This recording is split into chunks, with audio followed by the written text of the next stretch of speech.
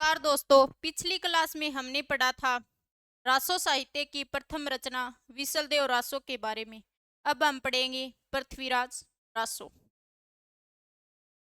विसलदेव रासो हमने पढ़ लिया। अब हम पढ़ेंगे पृथ्वीराज रासो।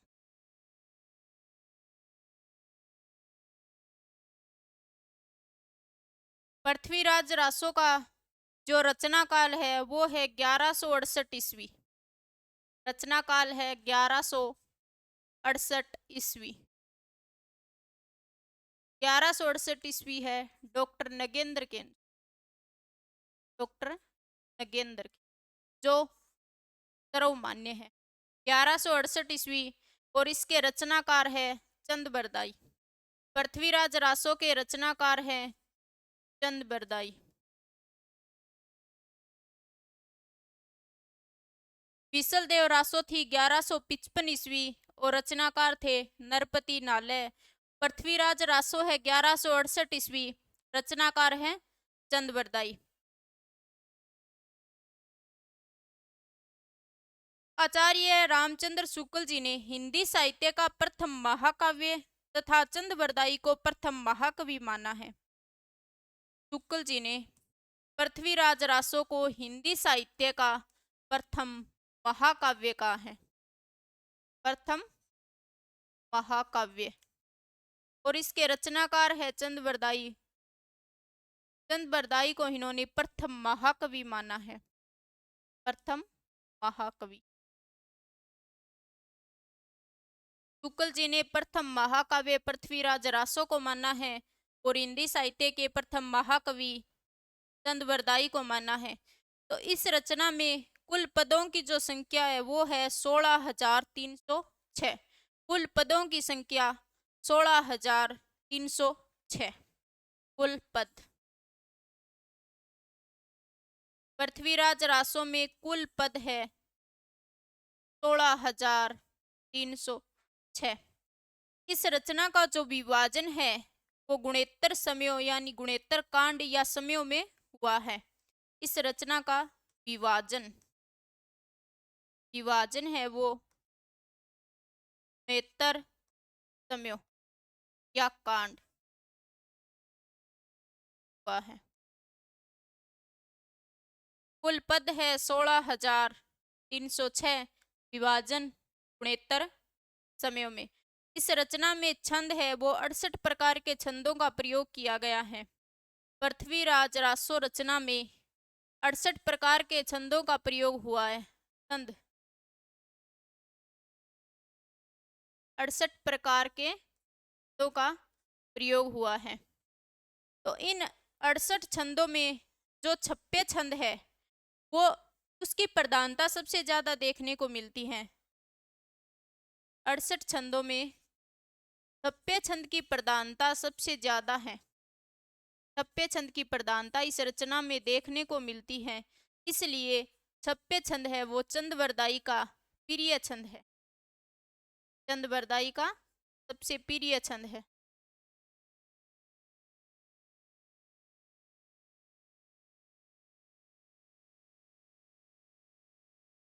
छप्पे छंद बरदाई का सबसे प्रिय छंद है।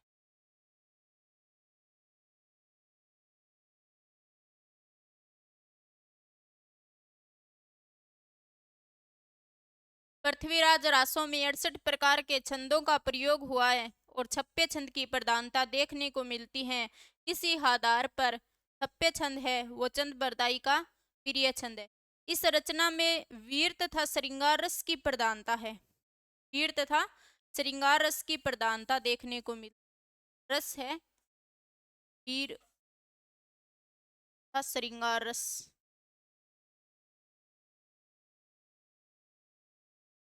पृथ्वीराज रासो रचना में वीर तथा श्रृंगार रस की प्रधानता देखने को मिलती है और अनुप्रास व यमक अलंकार की प्रधानता देखने को मिलती। अलंकार है यमक व अनुप्रास, रस है वीर तथा श्रृंगार, अलंकार है अनुप्रास व यमक। अनुप्रास यमक। छंद 68 प्रकार के सबसे ज्यादा प्रधानता छप्पे छंद की रस है, वीर तथा श्रृंगार अलंकार है, अनुप्रास व यमक। और इस रचना में जो वर्णन हुआ है वो पृथ्वीराज चौहान और संयोगिता के प्रेम विवाह का वर्णन किया गया है। इस रचना में पृथ्वीराज चौहान व संयोगिता के प्रेम विवाह का वर्णन किया गया है। पृथ्वीराज चौहान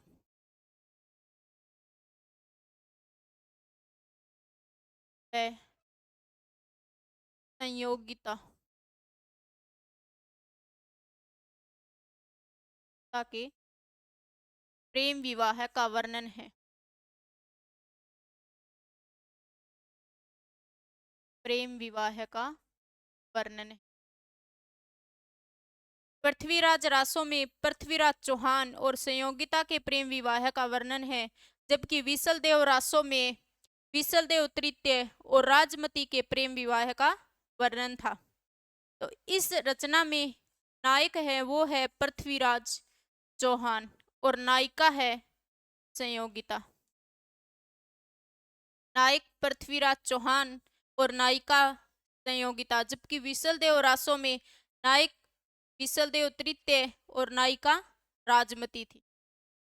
तो इस रचना में पृथ्वीराज चौहान व संयोगिता के विवाह का वर्णन किया गया है। नायक है पृथ्वीराज चौहान और नायिका है संयोगिता। पृथ्वीराज चौहान को धीरोदाता भी कहा जाता है, धीरोदाता। और विग्रहराज तृतीय को विसलदेव तृतीय को विग्रहराज चतुर्थ कहा जाता है और पृथ्वीराज चौहान को धीरोदाता कहा जाता है। अब हम देखेंगे पृथ्वीराज रासो रचना को अलग अलग इतिहासकारों ने अलग अलग नाम दिए हैं। तो सबसे पहले हम देखेंगे आचार्य हजारी प्रसाद द्विवेदी ने इस रचना को क्या कहा। आचार्य हजारी प्रसाद द्विवेदी, हजारी प्रसाद द्विवेदी। तो हजारी प्रसाद द्विवेदी ने इस रचना को सुख सुखी संवाद कहकर पुकारा है। सुख सुखी संवाद, इस रचना को सुख सुख संवाद कहा है। द्विवेदी जी ने इस रचना को सुख सुखी संवाद कहकर पुकारा है। अब हम देखेंगे डॉक्टर नगेंद्र। डॉक्टर नगेंद्र ने इस रचना को घटनाकोश कहा है। Doctor Nagendra, doctor Nagendra, doctor Nagendra ने इस रचना को घटनाकोश कहा है। हजारी प्रसाद द्विवेदी ने इस रचना को सुख सुखी संवाद कहा है, जबकि डॉक्टर नगेंद्र ने इस रचना को घटनाकोश कहा है। डॉक्टर वचन सिंह ने इस रचना को राजनीति की महाकाव्यात्मक त्रासदी कहा है। डॉक्टर वचन सिंह ने इस रचना को राजनीति की महाकाव्यात्मक त्रासदी कहकर पुकारा है। डॉक्टर वचन सिंह, डॉक्टर वचन सिंह इस रचना को राजनीति की महाकाव्यात्मक त्रासदी,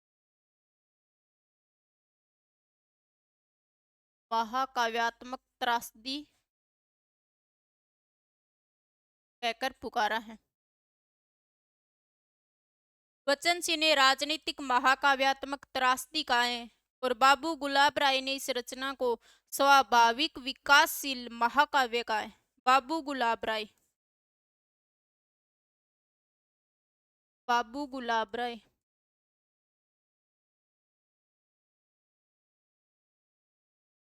बाबू गुलाब राय ने इस रचना को स्वाभाविक विकासशील महाकाव्य कहा है। स्वाभाविक विकासशील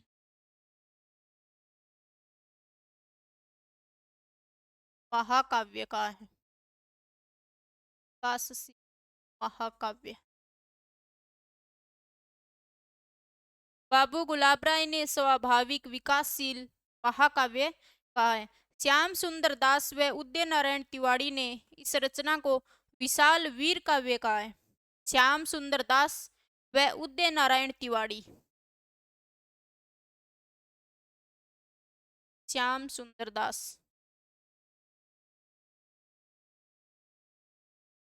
दास व उदय नारायण तिवारी।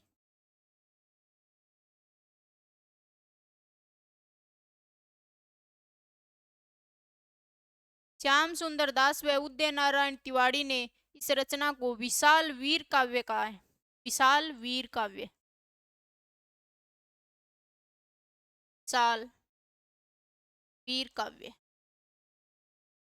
कहकर पुकारा है। श्याम सुंदर दास व उदय नारायण तिवारी ने विशाल वीर काव्य कहकर पुकारा है। तो ये थे अलग अलग विद्वानों के अनुसार इस रचना को अलग अलग कहा गया। हजारी प्रसाद द्विवेदी के अनुसार इस रचना को सुख की संवाद कहा। डॉक्टर नगेंद्र ने घटनाकोश कहा। बच्चन सिंह ने राजनीति की महाकाव्यात्मक त्रासदी का। बाबू गुलाब राय ने स्वाभाविक विकासशील महाकाव्य कहा और श्याम सुंदर दास व उदय नारायण तिवारी ने विशाल वीर काव्य कहकर पुकारा। अब देखेंगे कि इस रचना की हमें सर्वप्रथम जानकारी कहाँ से मिली। तो इस रचना की सर्वप्रथम जानकारी कर्नल जेम्स टोड के द्वारा रचित है एनाल्स एंटिक्विटीज ऑफ राजस्थान रचना उनसे प्राप्त हुई। इस रचना की जानकारी सर्वप्रथम इतिहासकार कर्नल जेम्स टोड की एक रचना है। कर्नल जेम्स के द्वारा रचित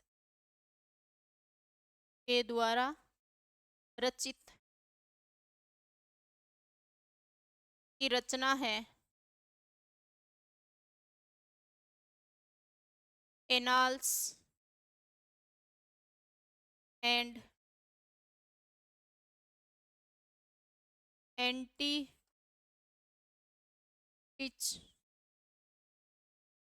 ऑफ राजस्थान ऑफ राजस्थान।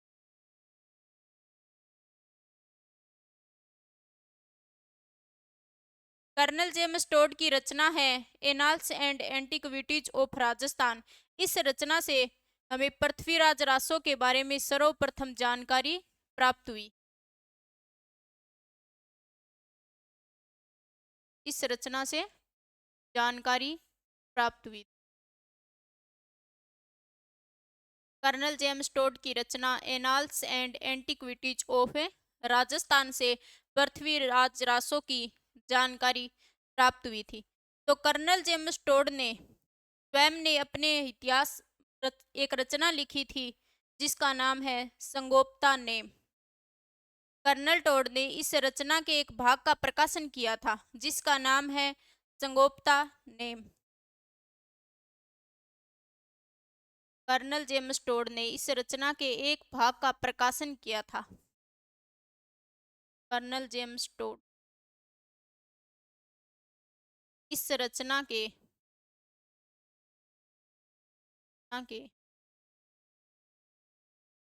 एक भाग का संगोप्ता नेम के नाम से प्रकाशन किया। गोप्ता नेम, गोप्ता नेम के नाम से प्रकाशन करवाया था। प्रकाशन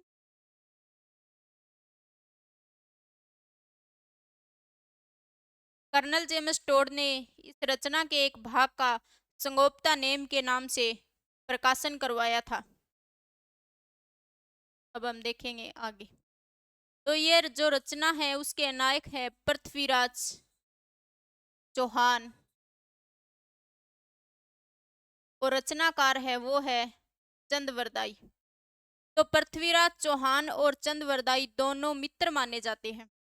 पृथ्वीराज चौहान व चंदवरदाई दोनों मित्र थे। दोनों मित्र थे। इन दोनों का जन्म एक ही दिन हुआ और मृत्यु भी एक ही दिन हुई थी। दोनों का जन्म भी एक दिन हुआ और मृत्यु भी दोनों की एक ही दिन हुई थी। इसलिए कहा जाता है एक थाल जन्म एक थाल मरण। इन दोनों के लिए कहावत है एक थाल जन्म एक थाल मरण। एक थाल जन्म एक थाल मरण, यानी एक साथ जन्म हुआ और एक साथ ही मृत्यु हुई।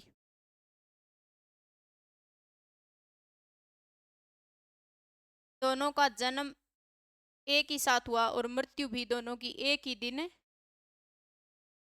तो अब हम देखेंगे पृथ्वीराज रासो है रचना, उसकी प्रमाणिकता। पृथ्वीराज रासो की प्रमाणिकता के 3 मत प्रचलित हैं। इस रचना की प्रमाणिकता प्रमाणिकता इस रचना की प्रमाणिकता के बारे में 3 मत प्रचलित हैं। 3 मत प्रचलित। कुछ इतिहासकार इस रचना को अप्रमाणित मानते हैं, कुछ अर्ध प्रमाणित और कुछ प्रमाणित मानते हैं। तो सबसे पहले हम देखेंगे इस रचना को अप्रमाणित मानने वाले इतिहासकार। अप्रमाणित और एक अप्रमाणित। तो सर्वप्रथम डॉक्टर वुलर ने इस रचना को अप्रमाणित माना था। सर्वप्रथम डॉक्टर वुलर ने इस रचना को अप्रमाणित माना था। पृथ्वीराज रासो रचना को सर्वप्रथम अप्रमाणित मानने वाले इतिहासकार डॉक्टर वुलर थे। डॉक्टर वुलर ने इस रचना को सर्वप्रथम अप्रमाणित माना था और आचार्य रामचंद्र शुक्ल जी ने इस संपूर्ण ग्रंथ को जाली कहा है। शुक्ल जी ने इस ग्रंथ को जाली ग्रंथ कहा है। इस रचना को जाली ग्रंथ कहा है शुक्ल जी ने।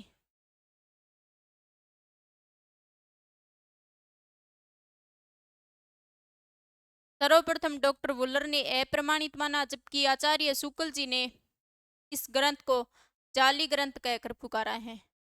गौरी शंकर हीरानंद ओझा ने भी इस ग्रंथ को अप्रमाणित माना है। गौरी शंकर हीरानंद हीरानंद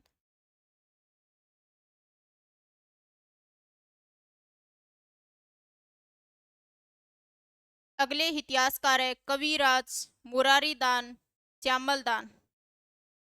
कविराज मुरारीदान श्यामलदान श्यामलदास। कविराज मुरारीदान श्यामलदास मुंशी देवी प्रसाद। मुंशी देवी प्रसाद प्रसाद।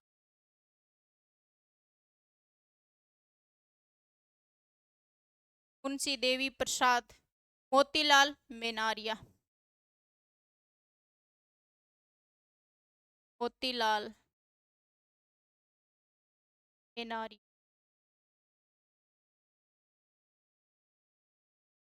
इन इतिहासकारों ने इस ग्रंथ को अप्रमाणित माना। सर्वप्रथम डॉक्टर वुलर ने, फिर आचार्य शुक्ल जी ने इस ग्रंथ को जाली ग्रंथ कहा। गौरी शंकर हीरानंद ओझा, कविराज मुरारीदान श्यामलदान मुंशी देवी प्रसाद और मोतीलाल मेनारिया, ये इतिहासकार है वो इस ग्रंथ को अप्रमाणित मानते। अब देखते हैं अगला मत अर्ध प्रमाणित। अर्ध प्रमाणित।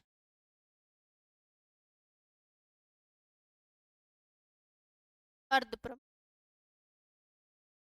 अर्ध प्रमाणित मानने वाले इतिहासकार हैं हजारी प्रसाद द्विवेदी, सुनीति कुमार चटर्जी, अगरचंद नाहटा और मुन्नी जिन विजय।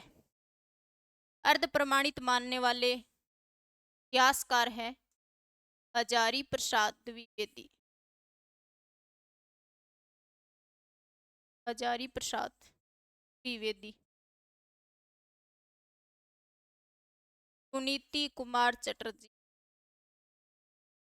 आर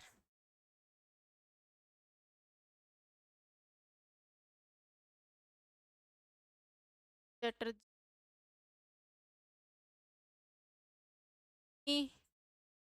दिनविजय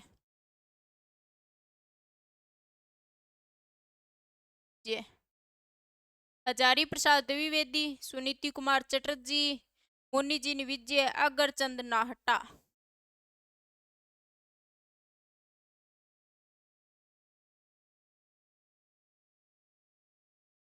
अगरचंद नाहटा ये इतिहासकार हैं, वो इस ग्रंथ को अर्ध प्रमाणित मानते हैं। हजारी प्रसाद द्विवेदी, सुनीति कुमार चटर्जी, मुन्नी जी विजय, अगरचंद नाहटा। अब हम देखते हैं इस ग्रंथ को प्रमाणित मानने वाले इतिहासकार। तीसरा मत, प्रमाणित मानने वाले इतिहासकार। इस ग्रंथ को प्रमाणित मानने वाले इतिहासकार है Colonel James Tod, George Abraham Grierson, Mishra Bandhu, doctor Nagendra, Shyam सुंदर दास, मोहनलाल विष्णुलाल, दशरथ शर्मा। प्रमाणित मानने वाले विद्वान हैं Colonel James Tod, Colonel James Tod, George Abraham Grierson, George Abraham Grierson, Mishra Bandhu, मिस्र बंधु, दशरथ शर्मा, दशरथ शर्मा, श्याम सुंदर दास, श्याम सुंदर दास, मोहनलाल विष्णुलाल, मोहनलाल विष्णुलाल, मोहनलाल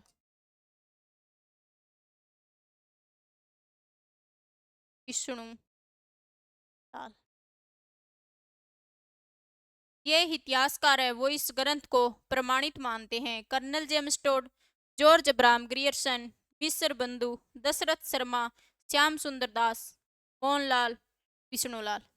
अब हम देखेंगे इस रचना की जो हस्तलिखित प्रतिलिपि है वो उनके 4 संस्करण हैं। हस्तलिखित प्रतिलिपि के 4 संस्करण हैं। वृद्ध रूपांतरण, मध्यम रूपांतरण, लघु रूपांतरण और लघुतम रूपांतरण। कितने संस्करण है? 4। हस्तलिखित प्रतिलिपि के इस रचना की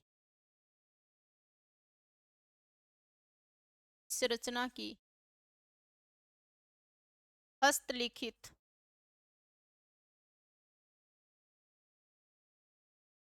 प्रतिलिपि के हस्तलिखित 4 संस्करण हैं। 4 संस्करण है। नंबर 1 है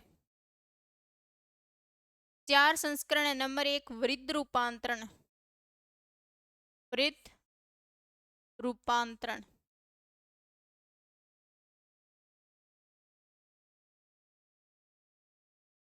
इस रचना की हस्तलिखित प्रतिलिपियों का प्रथम संस्करण है वृद्ध रूपांतरण।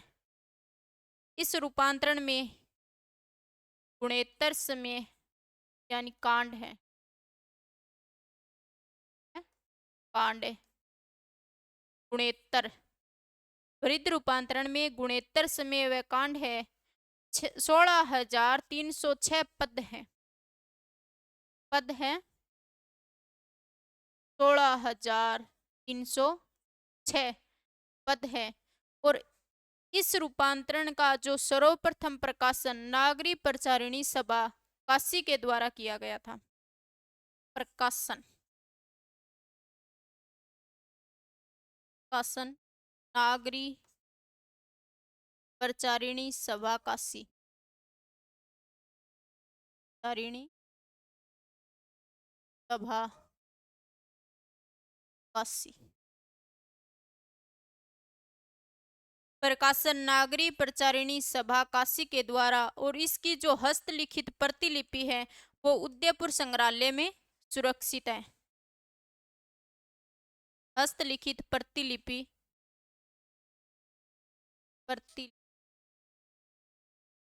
वो उदयपुर संग्रहालय में है। उदयपुर संग्रहालय में।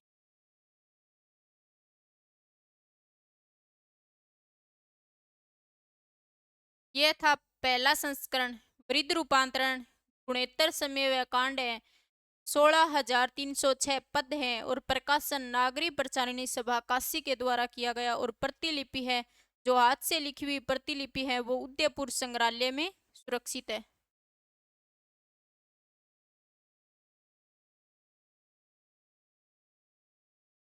उदयपुर संग्रहालय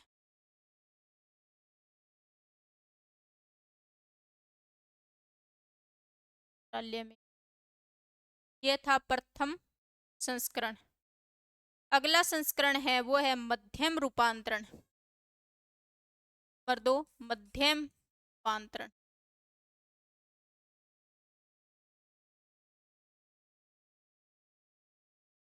मध्यम रूपांतरण। इस संस्करण में 7,000 पद हैं और इसकी जो हस्तलिखित प्रतिलिपि है वो बीकानेर संग्रहालय में है। पद है 7,000 और जो प्रतिलिपि है वो बीकानेर संग्रहालय में है। लिपि बीकानेर संग्रहालय में। बीकानेर संग्रहालय में सुरक्षित। वृत्त रूपांतरण की उदयपुर संग्रहालय में और मध्यम रूपांतरण की प्रतिलिपि बीकानेर संग्रहालय में। नंबर 3 है लघु रूपांतरण। लघु रूपांतरण। लघु रूपांतरण में 3500 पद हैं। 3,500 पद हैं और इसकी जो हस्तलिखित प्रतिलिपि है वो बीकानेर संग्रहालय में है। बीकानेर संग्रहालय में। बीकानेर संग्रहालय में 3500 पद हैं और प्रतिलिपि बीकानेर संग्रहालय में है। नंबर 4 संस्करण है वो है लघुत्तम रूपांतरण। लघुत्तम रूपांतरण। लघुत्तम रूपांतरण। इस संस्करण में जो पद है वो है 1300 पद। 1300 पद। मध्यम रूपांतरण में पद है 7,000, प्रतिलिपि बीकानेर संग्रहालय में। लघु रूपांतरण में पद है 3500 और प्रतिलिपि है बीकानेर संग्रहालय में, और लघुत्तम रूपांतरण में पद है 1300। अब हम देखें दशरथ शर्मा व माता प्रसाद गुप्त के अनुसार जो नंबर 4 संस्करण है इसको पृथ्वीराज रासो का मूल रूप माना जाता है। दशरथ शर्मा व माता प्रसाद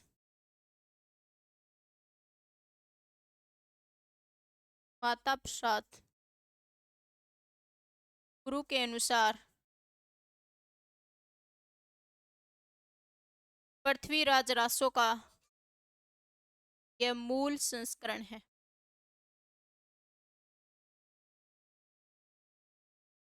मूल संस्करण है या मूल।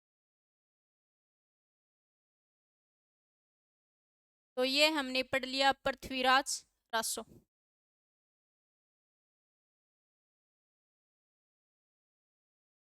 सबसे पहले हमने देखा पृथ्वीराज रासो, रचनाकाल 1168 ईस्वी और रचनाकार है चंदवरदाई।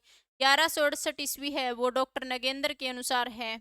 शुक्ल आचार्य रामचंद्र शुक्ल जी ने पृथ्वीराज रासो को प्रथम महाकाव्य तथा चंदवरदाई को प्रथम महाकवि कहा है।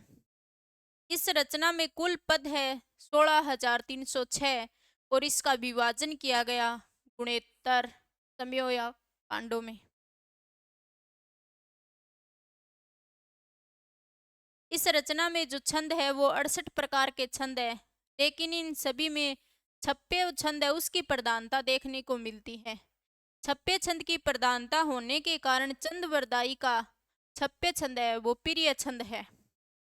वीर तथा श्रृंगार रस की प्रधानता है। इस रचना में वीर तथा श्रृंगार रस की प्रधानता है और अलंकार है अनुप्रास व यमक अलंकार है।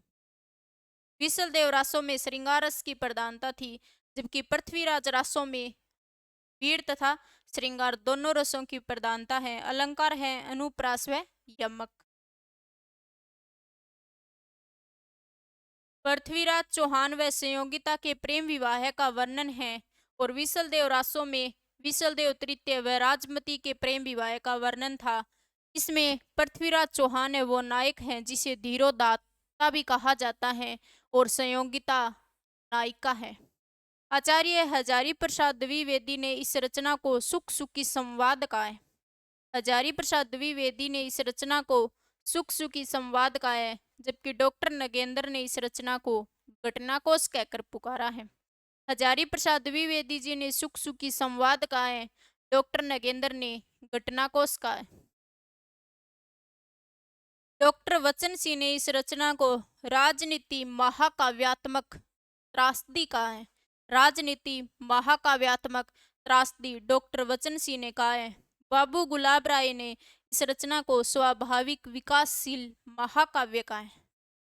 बाबू गुलाब राय ने इस रचना को स्वाभाविक विकासशील महाकाव्य कहा है। श्याम सुंदर दास व उदय नारायण तिवारी ने इस रचना को विशाल वीर काव्य कहा है। विशाल वीर काव्य सुंदर श्याम सुंदर दास व उदय नारायण तिवारी ने कहा है। फिर हमने देखा इस रचना की सर्वप्रथम जानकारी कहाँ से मिली। इस रचना की सर्वप्रथम जानकारी कर्नल जेम्स टोड के द्वारा रचित इतिहास ग्रंथ है या उसकी रचना है कर्नल जेम्स टोड की annals and Antiquities of Rajasthan. इससे इस रचना के बारे में सर्वप्रथम जानकारी प्राप्त हुई। कर्नल जेम्स टोड की रचना है Annals and Antiquities of Rajasthan. Colonel James Tod ने इस रचना के एक भाग का प्रकाशन किया था संगोप्ता नेम के नाम से। कर्नल जेम्स टोड ने इस रचना के एक भाग का प्रकाशन करवाया था संगोप्ता नेम के नाम से।